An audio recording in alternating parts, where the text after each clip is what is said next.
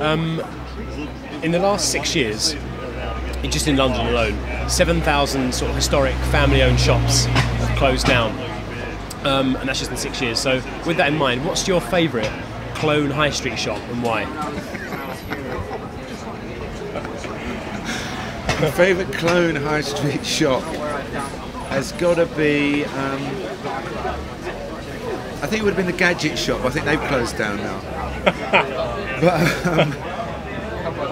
yeah, it's a terrible thing, and you know, something I've been making programs about. And I've been doing these things called Disappearing London, and it's something I think a lot about.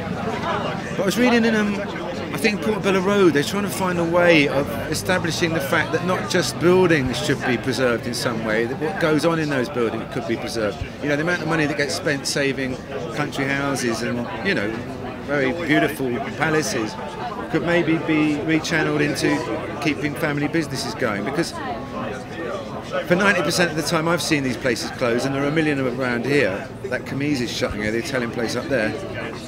It's not because the family don't want to do it anymore, it's because the costs have got too onerous, because there's so many other businesses like all these coffee shops pushing the lease price up, or making the landlords realise how much more they can get for their leases, that they just can't afford to do it anymore. So some way of, I mean, what they're talking about in Portobello is saying, yeah, you can buy this business, but you have to keep the business that was there. So obviously, it's going to be very difficult for a mobile phone company to keep a cobbler's going, for instance, although they may well be a load of old cobblers.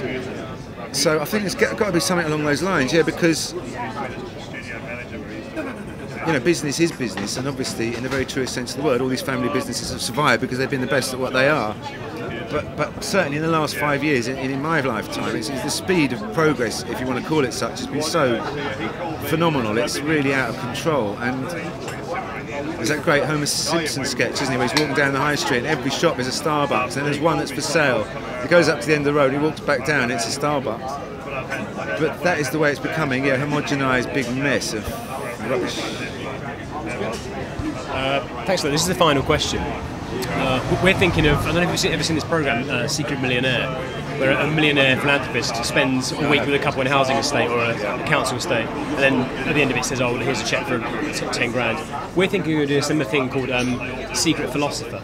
And what we're thinking of doing is, we're thinking of going to spend a week with Frank Lampard in his house, and then at the end of it, he's got no, and at the end of it, we're going to reveal ourselves, actually, we're not cleaners, we're secret philosophers. If you were to do that, what, on the last day when the cheque comes out, or the equivalent of the cheque being philosophy, what pearl of wisdom would you leave with Frank, and why?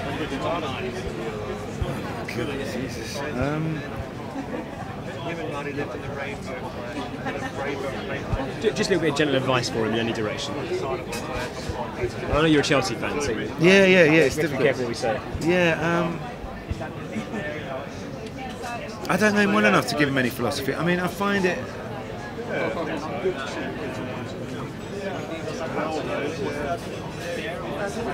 I think just sport in general generates the sort of money that is beyond the realm of anyone's comprehension, including mine. And I've made a lot of money in my life, for sure.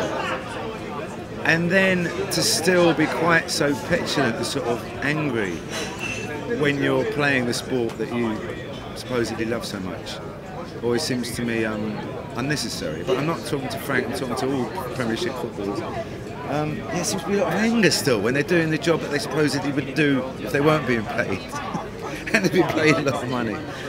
I don't know, it reminds me, you know, if I was in my band and after time I was shaking my fist at my drummer and wanted to punch him and all that, and having a go at the audience or the sound man. It seems to me a bit like that. Anyway, that's just a passing thought. So perhaps you give him a massage on the last day, chill him out. Perhaps a massage, yes. Brilliant. Suggs, that's fantastic. Thanks so much. Well, Cheers.